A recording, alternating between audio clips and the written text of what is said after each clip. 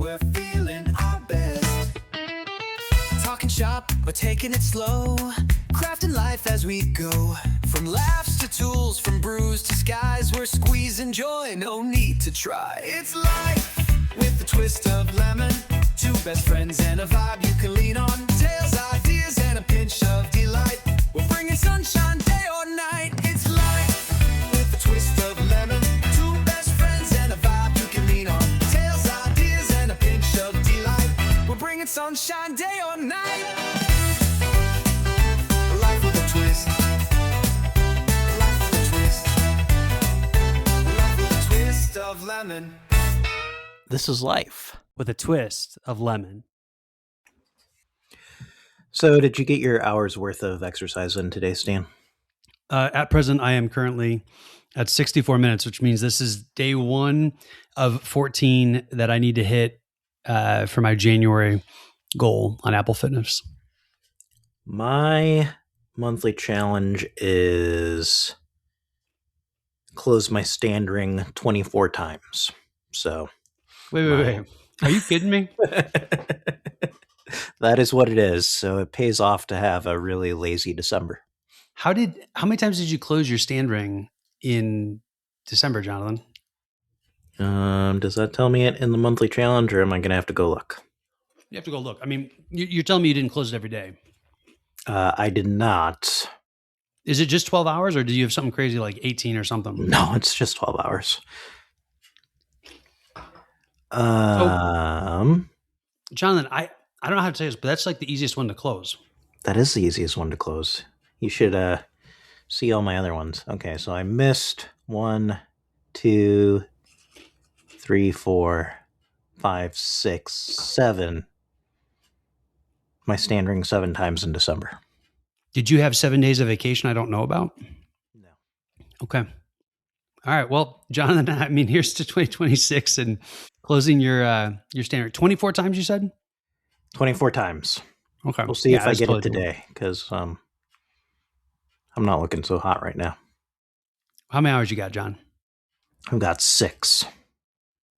Okay. Well, all right. You're going to have to stay pretty late. I had a late start to the day, so that is possible. So, all right. Well, there you go. Yeah. So I don't know, man. I find this a little frustrating. My exercise goal is 30 minutes. I have no intention of increasing it. Apple believes that I should close my exercise ring at 53 minutes, 14 times, and will reward me with a goal. And the problem is, Jonathan, I don't know that I can resist. I don't think I can resist. you do have this kind of competitive nature in you that I do not. So it's interesting you say that. Like, I don't think I'm competitive with other people so much as I am myself. Like, I like having a thing that's just barely out of reach, you know? Maybe. How do you feel when you lose a board game? I don't really care. Okay. I don't care Yeah. either. So it's like, Yeah, all right. that's not one that I get like really worked up about. I definitely take satisfaction in winning. Don't get me wrong. That does not happen a lot, considering that I am the weakest of the board game aficionados in this home. But you know, Yep. it is what it is. So One day we will hang out and we will actually play Euchre, Stan, and you and I can be partners, and then Mrs. Lemon and Evelyn can destroy us. you know, I have played Euchre maybe a half a dozen times. I don't remember how. Okay. I think I enjoyed it once I got the hang of it. The problem is when you play Euchre, right? You got people who are in it for the fun of it, and then you got people who are in it with a level of competition that I can't relate to. Like, Right. there's Euchre players get intense. But not me. Back in the day when I was working in the co-working space, we had a lunch group that would play Euchre often, and like we built out a spreadsheet that tracked how different teams performed against different teams and how individuals performed, and like scored it with ELO, because there were software engineers in this group. So Do you think you would just plug all that into ChatGPT today? maybe, or we'd have ChatGPT build an app to track it. Vibe code something? Yeah. You know, I've got Codex running in the background as we record. I have completely converted over with the new year from Claude to Codex, mainly because I'm cheap. and I'm like, I've been on a bit of a coding bender, and I'm hoping to, I don't know, get a little more balance to my day. But I really do think, at least the output that I'm seeing from the Codex models feels superior. Interesting. Yeah. And you would be one to know. Well, maybe, I don't know. I just feel like what I've run into with Claude more often than not is it gets ahead of itself, or it has outdated information. One of the things that keeps driving me nuts about the Claude Opus model is it routinely tells me that iOS 26 is not real. Right? And like, there's a lot of evidence out there that it's real, including the one that's installed on my device. But the thing that like gets me a little wound up about this is all of the documentation for APIs for iOS 26 came out back in June at WWDC, right? Yep. So it's 6 months old. Like for all intents and purposes, for the purpose of developing an application right now, all that information is 6 months old. And I know that Claude, you know, the way Anthropic talks about their model training, they historically have said like we don't go out to search the web unless you tell us to. So you always have a snapshot, like a sales snapshot of data. Right. But I feel like some of these things should be, I don't know, man, just not a problem. I think I agree. But we'll get there one of these days. Get there. I do wonder, you know, I've mostly used this stuff for iOS development in my spare time. And I am really curious how many people actually do that versus other development. Because I don't know that this is, I don't think iOS development's a place where people are doing a ton of, you know, prompt engineering. I could be wrong. Could be.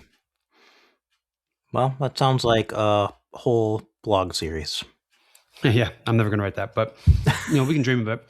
The thing that's slowed me down a little bit, the tooling for Codex is not as robust, and so there are more natural breakpoints where it's like asking me for permission, or it's not doing as much. And I actually think that's worked out better as well, because I've had less moments where, you know, like Claude, I would say, "Hey, go work overnight," and it would, you know, burn through a whole bunch of tokens, do a bunch of stuff.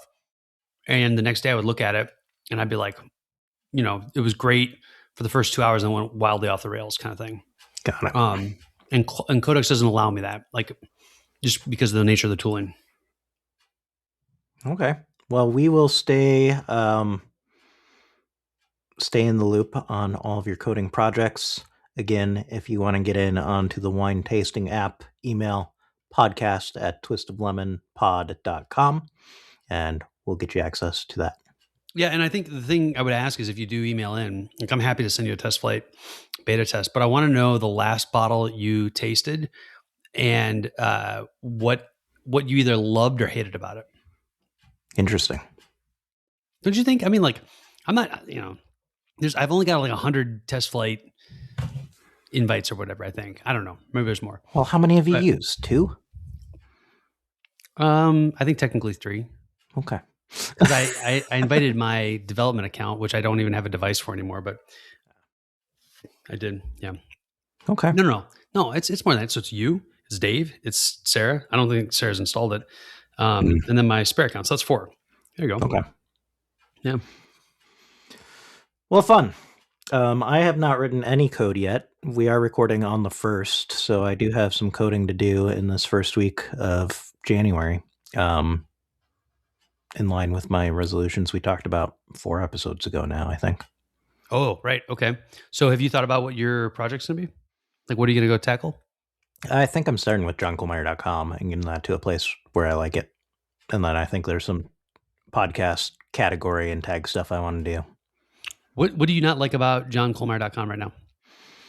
So I've essentially rebuilt it with Codex, and then I just kind of got off of the writing code bandwagon.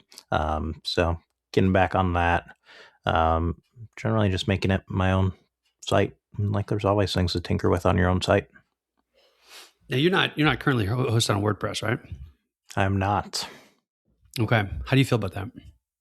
I feel fine about that right now. Because you were like a WordPress junkie for a minute there. I am. I still have a lot of WordPress knowledge. I still support a handful of WordPress sites. Right. But you're not currently hosting on WordPress Right for whatever now, reasons. my site costs absolutely nothing to run. That's nice, isn't it? Yeah. So One of the things I'm going to get done in 2026 is move Mrs. Lemon's website off of WordPress.com. So I'm determined to do it, but I just need the time. I think one of the things that I did last week that really got away from me is I tried to do changes to all 3 of my apps simultaneously. So I would have different terminals, and they were in contention for resources on the machine, which was not good. But I also started losing track of what I was doing.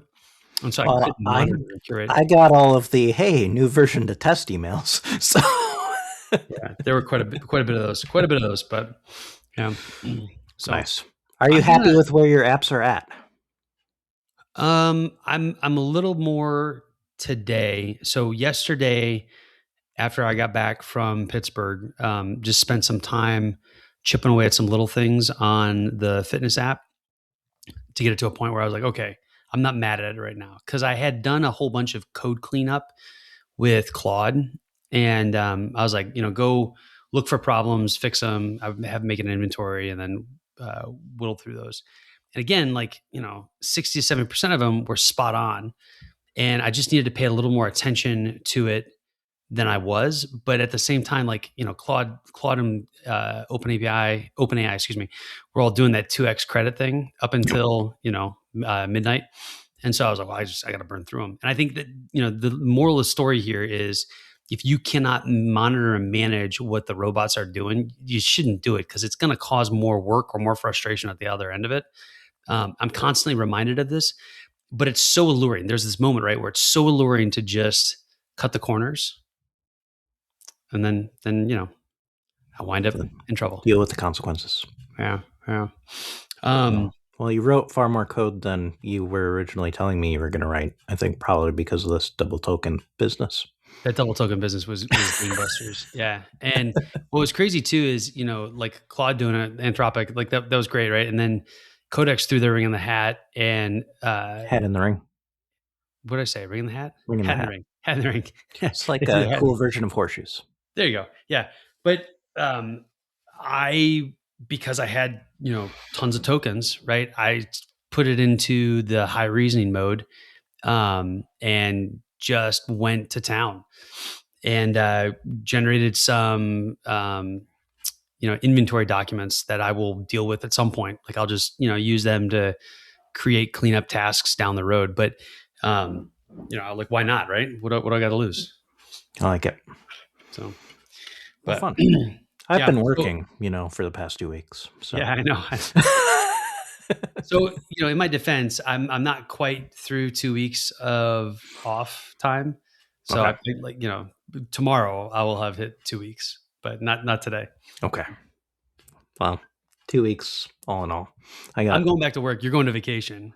Right. So I think it's all, it'll all be balance out. You will have worked more in January than I have. Yeah. Well, hopefully. Hopefully. I imagine so. Yeah. Have you gotten any emails from the Twisties? I have not. At least if they'd come through, Jonathan, I would have forwarded them to you. I have not seen anything.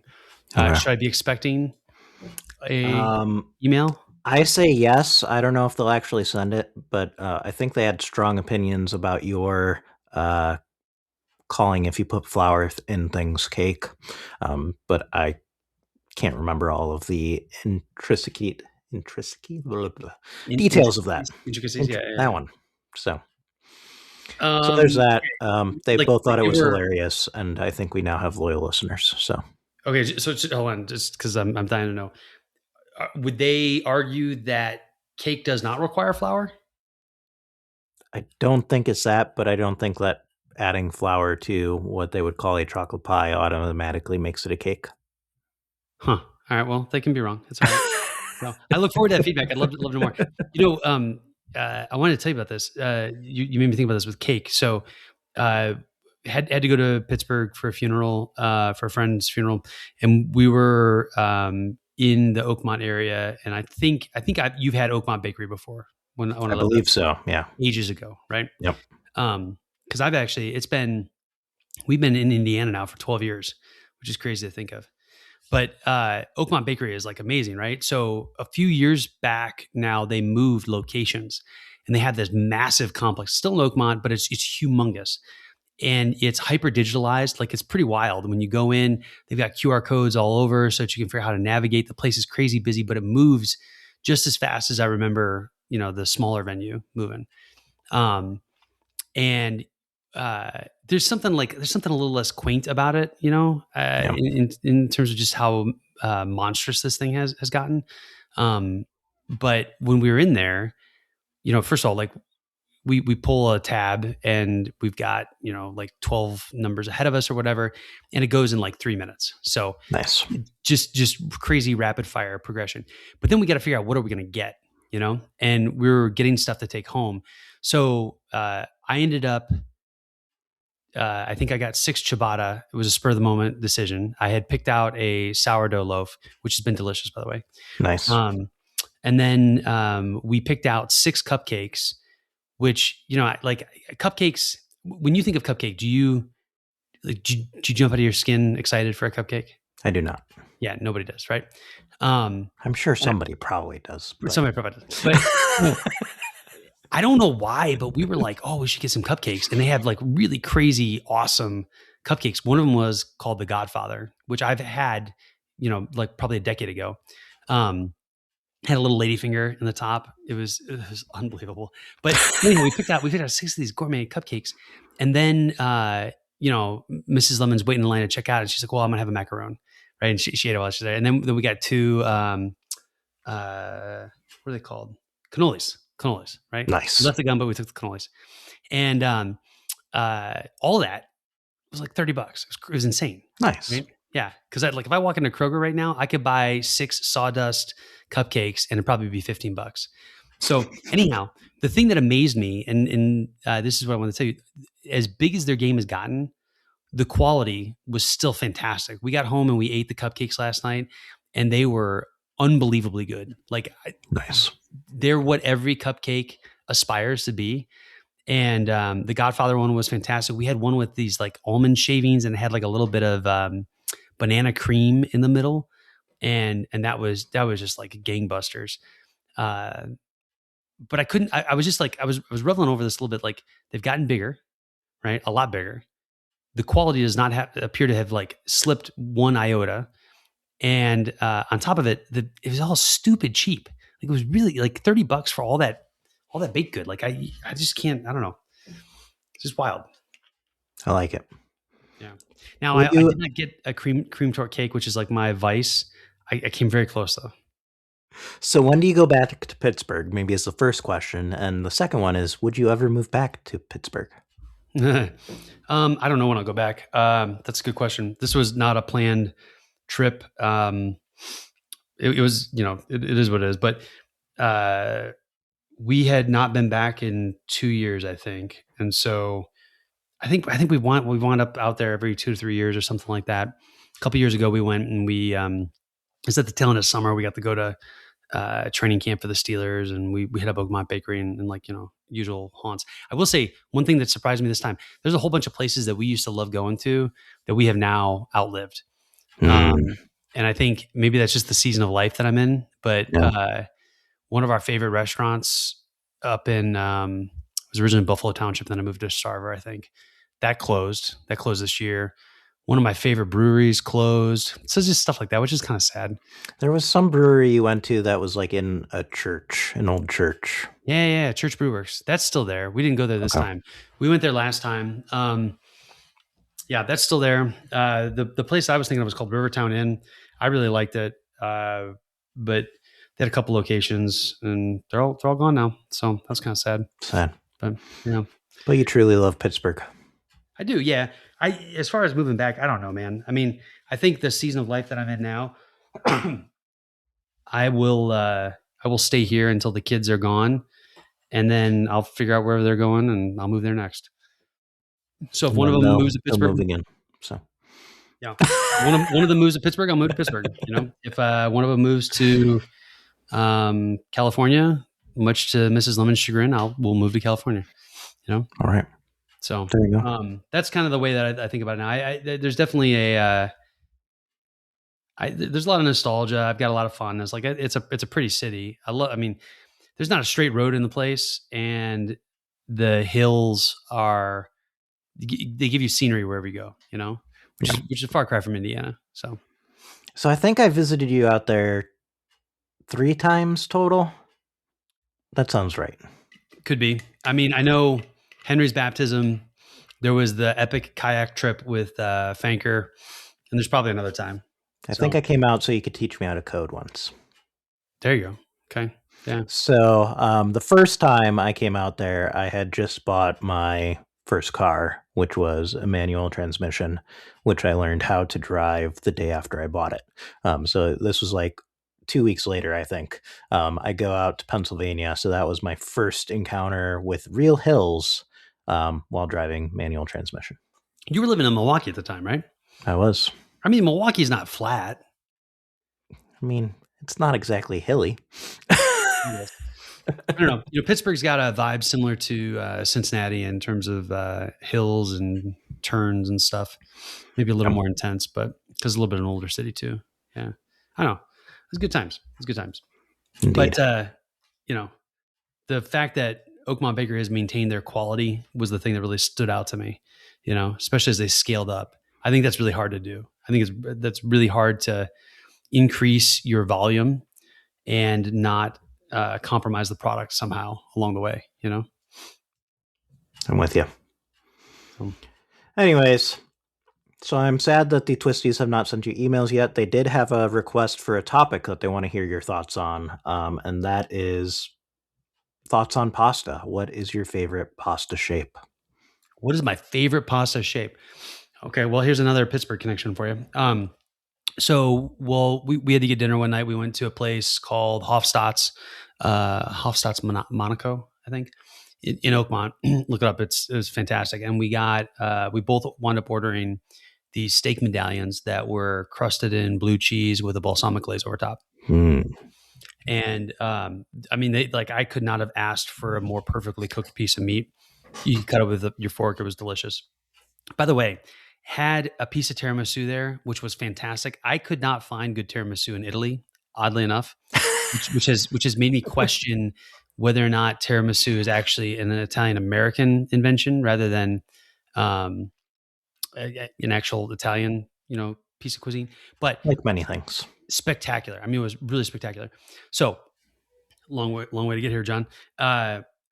One of the side dish options was pasta and sauce of your choice, right? Okay. So I think the pasta they pre-picked, right? So the pasta of the day was penne, a rather small penne, and then the sauce was a tomato basil with maybe some Parmesan in it, and it was spectacular. Sounds delicious.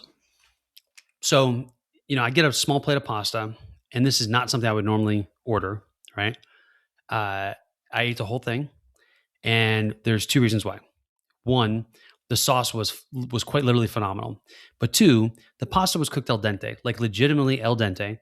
And if you have good quality pasta al dente, I don't really care what the shape is. It's just going to be really good. So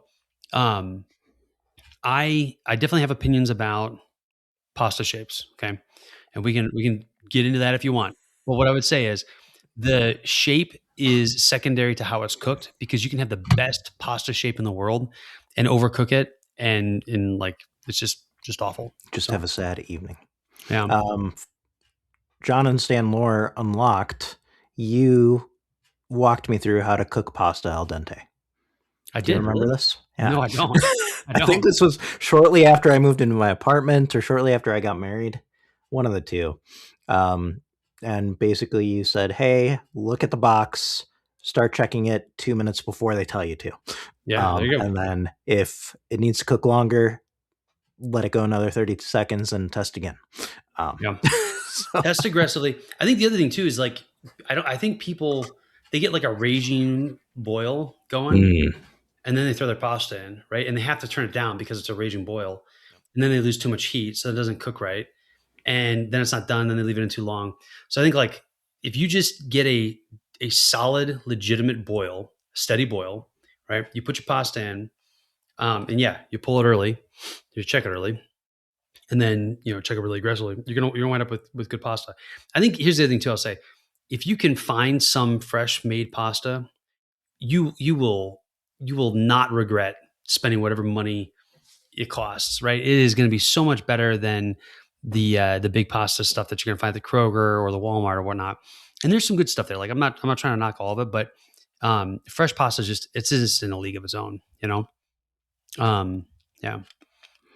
As far as shape goes, do you? Well, let me ask you this: do you have a preference? Do you have a particular? I actively dislike spaghetti and like noodles because it's hard to eat. Oh, why do you think it's hard to eat? Because I can't stab it with a fork. Jonathan, you use a spoon. Well, sure, but it's more involved to eat, so I don't love it. This amazes me. I would have thought that. Okay, I teach his own. I do not mind doing a proper, stab and spin on a spoon for spaghetti. I really don't. I think spaghetti is not my favorite. Like it's not the one I'm going to go to.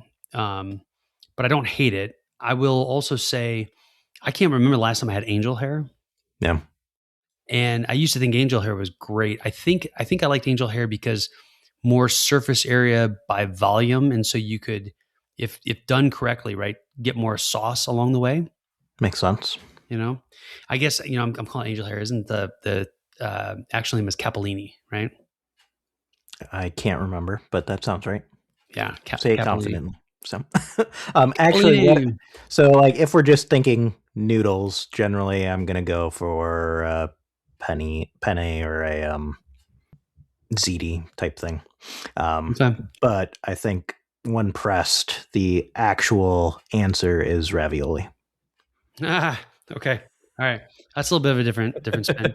So here's what I'd say. Like I like ziti in a baked dish. I don't like freeform ziti. Like ziti just in a sauce, I think for whatever reason doesn't pick up as much. Like I'd rather have a rigatoni, which has a little more surface area to, because what you want ultimately is the sauce to cling to it.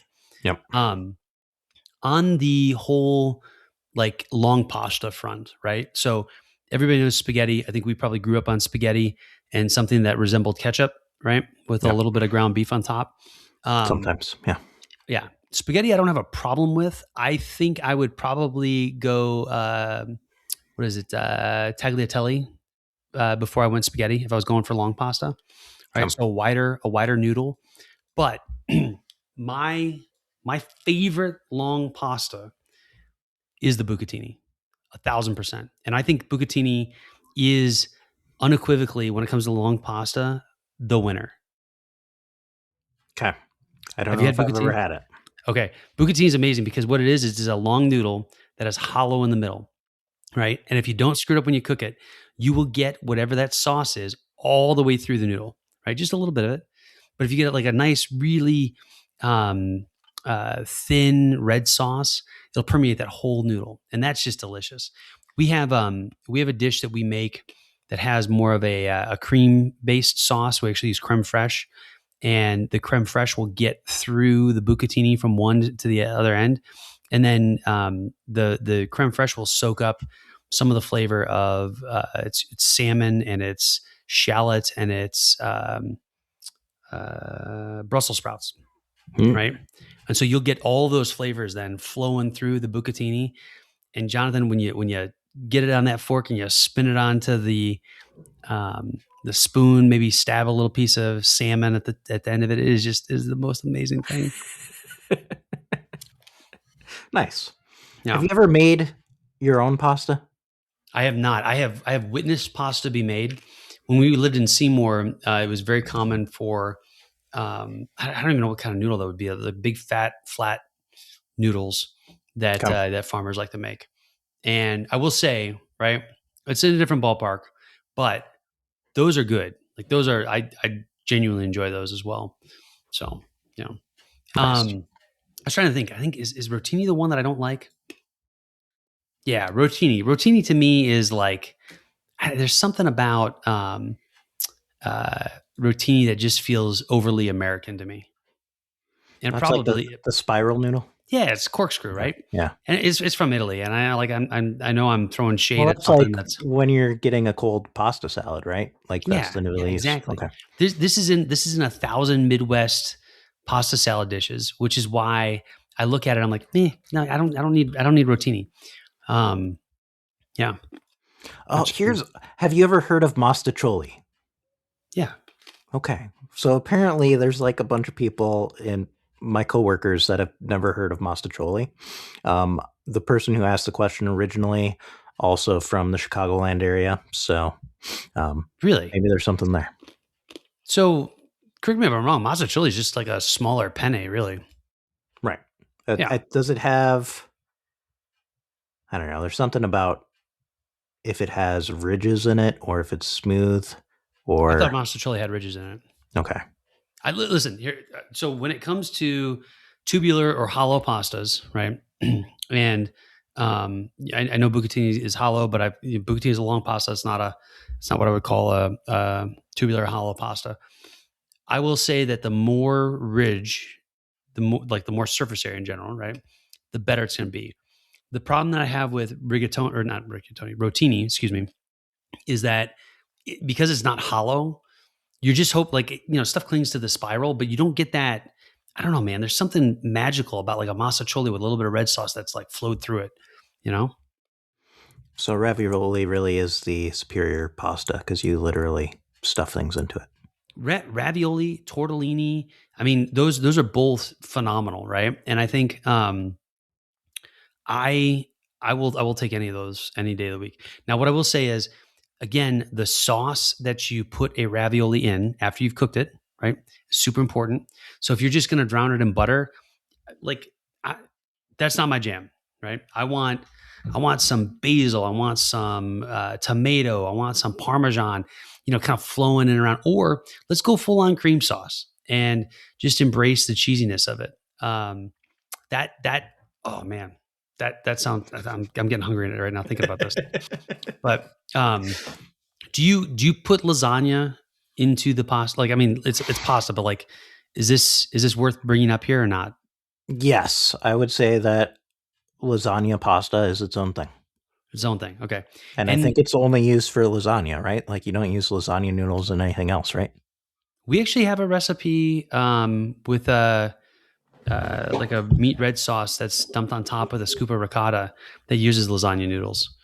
So, I mean, why not, right? So it's just like a deconstructed lasagna. It's this recipe is not. I wouldn't call it that, but it works well because you break the lasagna up and you get these big flat noodles and you can scoop stuff up. You'd like it because you can stab the heck out of it. There we go. That's what I'm looking for. Listen, man. Here's another thing. Like I think lasagna is like spaghetti in terms of like we grew up in the Midwest and our moms probably made lasagna that I'm just guessing. I don't. Did your mom use ragu? Oh yeah, our kid. Okay. Whose mom didn't? we grew up in the Midwest in the '90s, man. Everybody used ragu and cottage cheese, right?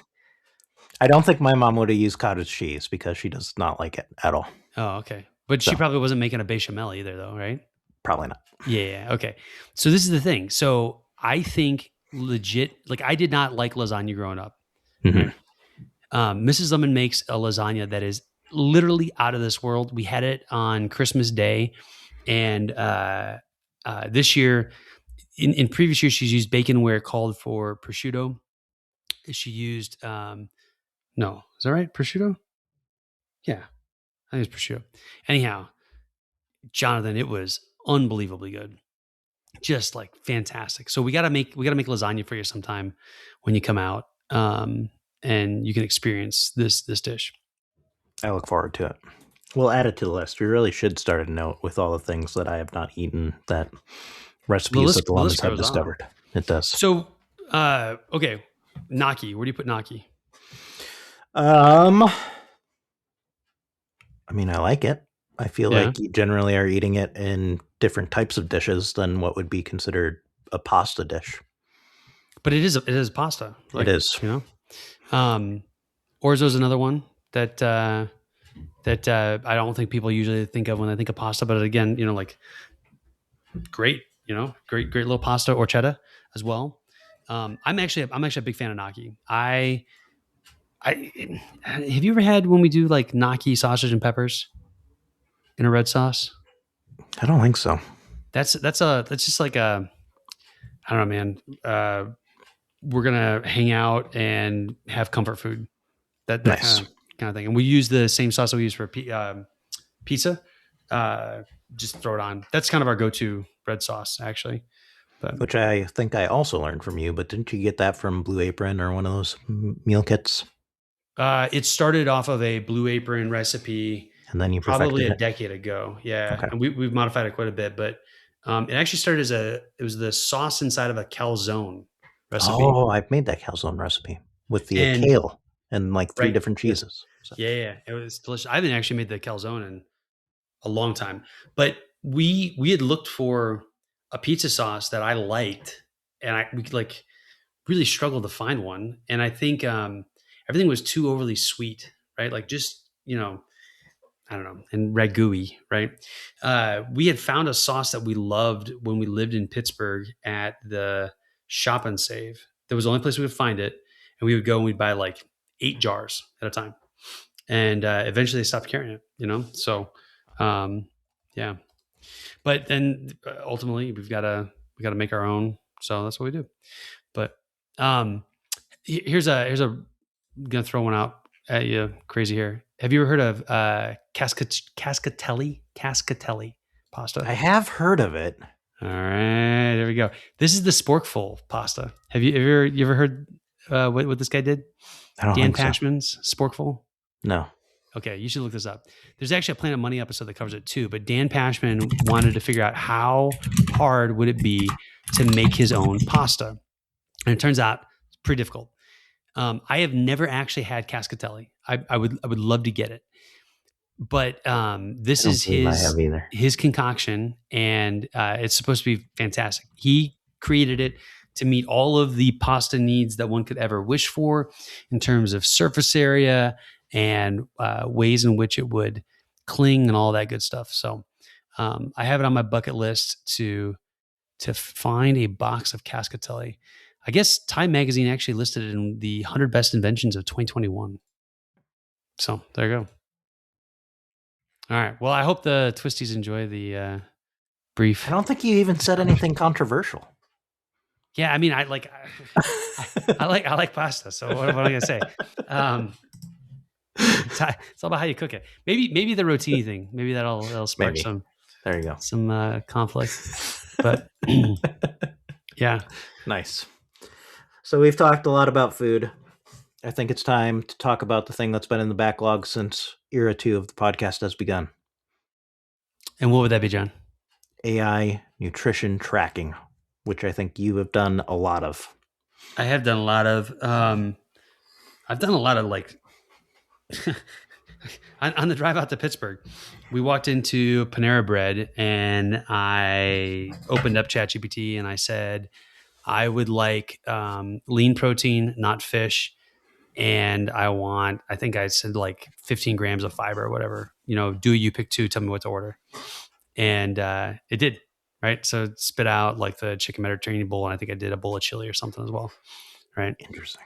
Yeah. I have not been to Panera in years, and it looks like they've pretty much completely revamped the menu since last time I've been there. I mean, there's still staples, but yeah, like there's a lot of I think interesting options. They've got this Mediterranean chicken bowl thing that's got some grains and hummus and stuff, and it's like I really like it. Well, that was my next question. Is it any good? Yeah, I enjoyed it. I mean, you know, okay. And like here's the thing too. A Panera baguette is probably still the best baguette you're going to have this week, right? Okay. Because I don't think you're getting a baguette from anywhere else, are you? Probably not. Yeah. So, you know, unless you're making your own baguettes, right? Like I think it's just a decent piece of bread. And then, you know, you can definitely get into the, I want to be Subway part of the menu, right? or I want to be Penn Station, whatever you want to call it. But I think some of those salad bowls are just, they're just good. They're just decent. And there's some decent soups. Mrs. Lemon always likes this autumn squash thing that, like, honestly, I can't even, I don't even like the smell of it, but she just will eat her weight in it if given the choice. So, it's a place to Not stop a by. big And fan of squash.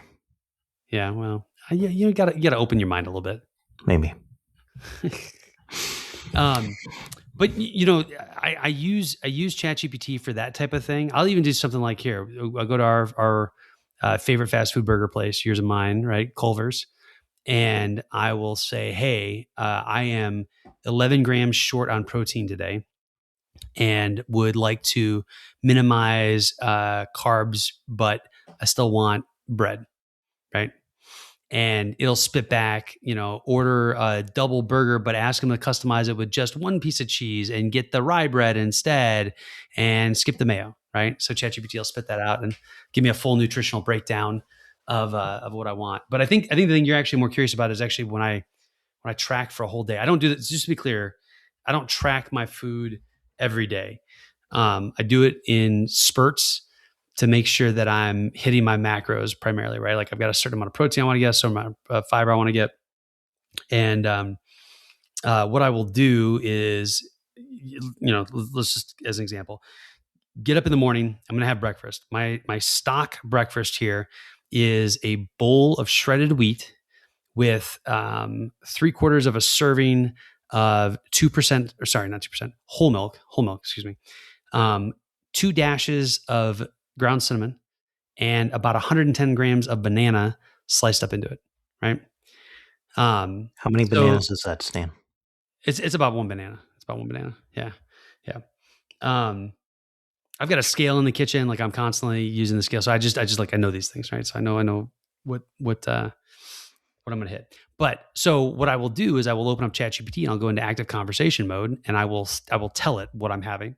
Now, the nice thing about having the same breakfast all the time is like I can say, hey, I'm having the shredded wheat breakfast again. And it's like, oh, okay, got it. Store that sucker in a memory and you're good to go. But then as the day goes on, I will do something like I will go have a scoop of cottage cheese, right? I like Good Culture cottage cheese. I think I've plugged this before. And I will take a picture of the Good Culture container and I will send it to ChatGPT in the same conversation that I had breakfast, right? And I'll say, one serving, right? And it knows, through past conversations to keep a running total of my day, right? So I'll do like one conversation per day. And I also do stuff that's a little more complex. Like, we use HelloFresh periodically here. And I will basically give a link to the HelloFresh meal for the day. And then I will take a picture of my serving, right? And I'll say, estimate this portion of this recipe, right? Sometimes it's a little more, sometimes a little less. Like, the kids maybe don't like a vegetable. So I'll have a bigger helping of a vegetable. I got to fight them for a piece of pork fillet. And I don't measure everything I serve out, right? I just take the picture and I tell ChatGPT, get close, right? That's actually, and I do that with other recipes besides HelloFresh. HelloFresh is really easy because it's all online, right? But if I got something that I've clipped from a website into Paprika, right? Because I use Paprika for recipe tracking, I will just share it into ChatGPT and I'll take a picture. Sometimes I will take a picture of my fully assembled plate on the scale, right? So that you've got like the total weight of everything I've piled on the plate and then just let ChatGPT figure it out. And this is what's kind of blown me away is ChatGPT will get pretty reasonable with estimates in terms of what is on the plate. And you're like, well, how do you know that, right? I have gone through the process of tediously weighing meals, right? And I have a general sense of, this looks like 200 grams of chicken, as an example. And I've just, anecdotally, a couple of times spot checking as well, right? How much chicken do you think this is? And I've actually weighed it and then look at it, right? But the thing that I really like is if I do a conversation in ChatGPT for a day, it can total up everything as I go, and keep it running. So then, where this gets even more interesting now is, say I've got Pilates class on a Tuesday evening, right? It now knows what I've had for breakfast, for lunch, and a snack. And I can say, hey, I'm going to Pilates. I'm going to have dinner afterwards, right? I would like to not be in carb crash mode during Pilates. What should I eat right now? And because it's got all the context from things I've done previously, it also starts to then get a sense of like what I have in the pantry. So like, hey, Stan, actually half of a fig bar would be a really good choice before you go in. Or, you know, those Stinger cookies that you bought for your bicycle rides, eat one of those before you walk into Pilates class, right? And then, you know, you keep a total up to and all that. But this was interesting when I wanted to see if I was getting enough magnesium in my day, because, you know, like how much magnesium does the back of the chicken breast flat say it has? I don't know. No I idea. don't think it's on there. I'm honestly, like, you know, ChatGPT can do some more research to figure all that out. So This is interesting. So like as you were describing this and having a different conversation for each day, like that sounds like it should be an app. But then you talk about all these other like not necessarily consistent things that you can then do with that information. I think that's when we step into this realm of no, maybe this should live in ChatGPT, basically like your AI assistant. yeah, I've used, there's an app called Food Noms. I've also used what's the other one that's really popular? There's another food counter app that is blanking me on, or I'm blanking on right now. Well, like Livestrong had one. Livestrong had one. I'm thinking of Chronometer, right? And just to be clear, like Chronometer, great app. Food Noms, great app. They also have AI. Both of them have AI picture taking options, right? And I will say that I think with both of those, my experiences, they undershot in a way that made me question the accuracy of their AI bit. Okay. They also have like AI based recipe or, you know, calculation, right? So you can say, here's my recipe, go figure out what 100 grams of this would be, you know, served out, right? And those are better.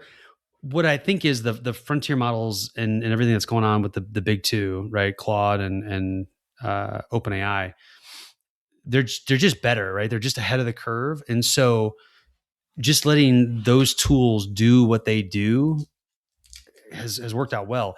And yeah, the rest of the context, all the stuff that it has amassed about me, right, which some people are going to find creepy, I find useful, plays into this. And so, you know, again, like I talked about Pilates class, here's another example. When I was riding this summer, I needed something that was high in protein. I wanted something that was low in sodium, but also carb heavy, right? So this is like a weird combo here. And I needed it to not melt when it was in my back pocket and it was 100 degrees out, right? So ChatGPT goes and finds me like the perfect fig bar or whatever, blah, blah, blah, right?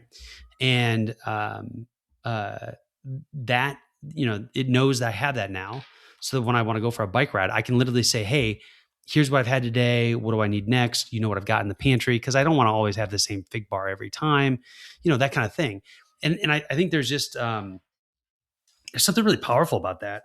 And here's the thing too. So with all of the food tracking apps that are out there, you have to weigh stuff. Like it's nothing's accurate enough without weight. And there's a lot of manual entry. Like there's a lot of form-based entry that is tedious when you're doing this all the time. You know, especially when you have scan 10 minutes between meetings to grab something to eat for lunch. Yeah, all of that, right? And like you can scan, a lot of them made it easier, but you can scan UPC codes, right? Sure. But that still takes time. And for me, one of the things that I've really enjoyed, because I use the conversation mode on ChatGPT a lot, is I honest to goodness will start a conversation and let it run for 10 minutes while I'm preparing lunch. And I will just say out loud to it what I'm doing. You know, I scooped out, you know, 30 grams of good culture cottage cheese. I'm getting 4 thin slices of Boar's Head Tavern ham, and I'm putting it on a piece of Dave's Killer Bread, you know, and ChatGPT can get all of that, go find out all the nutritional data for it, and keep a running tally. You know, but the recommendations, I think, are where it just goes the next mile. You know, hey Stan, you haven't had enough food that's going to satiate you. You're going to want to snack around 3 p.m. You know, And yeah, it adjusts with the context. Like you could use this if you were going to Disneyland, and do things that way. It's like, hey, I'm There going you to go. walk 13,000 steps today. So Yeah, and have it make adjustments, all that, right? We had a recipe from HelloFresh that created a stupid amount of this bean and rice side. I mean, like it was way more than we needed. And after day 2, I was out of the main protein, right? So I went and I grilled up some chicken and some peppers, as I'm inclined to do anyhow. And I had it with this, it was a bean, rice, and corn thing. And what was so cool is I could say, hey, I just grilled up a chicken breast and onions and peppers. Take a picture of here. Also, I'm going to do, 150 grams of, whatever that was called, mixture. And it just got it. Like it just got it and plugged it in. And that type of convenience, I think, makes food tracking less painful, absolutely. Yeah. You are very close to having your own personal Jarvis. Man, I think at this point I would probably call it Friday, not Jarvis, but okay. Yeah. Was Friday superior to Jarvis? I think so. Don't you? I think so. The question is, where does Ultron play into all this? Yeah, like, yeah, exactly. Right. And where do you draw that line of demarcation? So, here's the other thing to think about too. I think it's pretty natural in 2025 to take pictures of food, right? And I think this is the other nice thing about this is you can take pictures and you can coalesce it up later. So you don't have to actually do it all in the moment, right? And there's a little bit of that convenience that also makes this super handy because you don't have like, if I don't record everything right now, I lose track of it. Whereas I've got the picture and I'm like, ChatGPT, give it your best shot. Because to be honest with you, like my food intake is not going to live or die based upon 100 calories or a gram of fat or whatever, right? Like I want to know that I'm in the right realm of my targets. And, I'm focused on establishing habits. So I don't do this all the time, but I do it to make sure that I'm like still on track with how I want to eat and still enjoying it. But, the nice thing is like I can have pictures from my road trip to Pittsburgh, be like, hey, how bad was yesterday, right? In terms of all the crap I ate. Yeah. I mean, cannolis, cupcakes. They were small cannolis. In my the cupcakes I had way too much of. But I want to say it was New Year's Eve. But yeah. No, I think here's the thing too. It's super accessible. I actually encourage everybody to try this. You can plug in recipes. You can take pictures of recipes. That's the other thing too. Like you don't have to go find a website for a recipe. You can pull out the church cookbook, take a picture of it, and you can say, figure out the nutritional value of this after cooked. Because that's one of the tricky things. Like if you think about this, right? So think about my chili recipe, which I know you've had a number of times. I could plug in all the ingredients individually into something like Food Noms, right? Here's the ground beef, here's the chili powder, here are the beans, etc. When you cook it, you're changing the caloric value from the back of all that packaging, and you're also adding liquid. You're cooking off liquid. Like you can't just take the weight of the ground beef plus the weight of the beans and then come up with the weight of the final product. And all of that, all of the math required to get to a usable number at the other end of that, ChatGPT is fantastic at. And so, you take a picture of the recipe, give me a cooked value, and then you can weigh out your chili, right? And say, I just had, a 300 gram bowl. What's that look like? Like it's just too crazy easy. Here's the thing I'll say too. My experience with Claude is that it's just as good as ChatGPT at doing this. So if you're a Claude person, go use Claude. I suspect that Gemini is probably just as good too. So. All right. So this is all very cool. Once you're in the routine, how can our listeners take what they heard and put it into action what's the first step? Like, you already have defined macros that you're trying to hit. So maybe it's like, hey, how do I figure out what those are? Yeah, just ask ChatGPT. Yeah. I'm a 40-year-old male, right? Here's my height, my weight, here's my level of activity. What should my targets be? And what it's going to do, it's going to go and pull off the NHS calculator, cross-reference it something. If you're smart, you say like, what does Dr. Adrian Chavez say about this? That's the nutritionist that I like on Instagram. But just ask it, because I think you'll actually get within a ballpark of what you need. I think the other thing too is like, you're gonna do different things based upon what outcomes you're trying to hit. And so that's another thing. Like you can tell ChatGPT, like, I want to increase lean muscle mass, right? Well, then I probably need more protein. Or it turns out I don't that want to be feeling like I need to fall asleep at 2 PM. yeah, that or I want to feel more full at 4 p.m. Or I'm not sleeping well, like my magnesium could be low, right? Like all these different things. Like I'm just gonna run a marathon next month. Like, yeah. I am not, but Can't hit your standing goal, but you're gonna run a marathon. There we go. No, but I do think that's all worth just asking about, because it's really good. All these things are really good at going and finding data and figuring out how you fit into the data, and then drawing conclusions from it. So give it a shot and see how it rolls. I think the other thing too, I get a little weary of people who talk to ChatGPT like it's their best friend or their personal coach or imaginary friend or whatever. But I think if you treat it as a information system and recognize that it can do you can validate the work that it's going to do, right? And I always recommend, like, when you have, go tell me how many calories I should have today. Ask it for sources, right? Like, explain to me how you got there. If you're not doing that, it kind of goes back to this Codex thing I was talking about at the beginning, right? Like, you got to check the work and use the techniques to check the work. If you let it do too much, it's probably gonna screw you over. yeah, I think that I've been using ChatGPT a lot the last couple of weeks, and it's not that it's this magic wand that just gives you what you're looking for. I think what it does do is it accelerates the process, so you can do a lot of things faster. Yeah, and it can take some of the monotony out of it. It also can create, I think, a clarity on questions you're trying to find answers to. How much protein should I have today?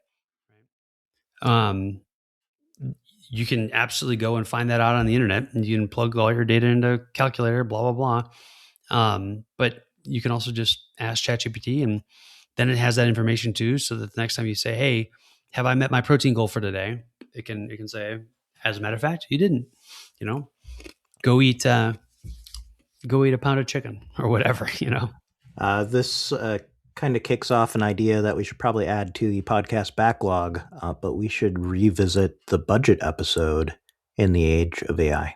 Ooh. So, John, are you willing to take the hands off the wheel long enough to let ChatGPT do your budget? Maybe. Ooh, all right. Yeah. There's AI tools built into Monarch now, which I've not actually explored.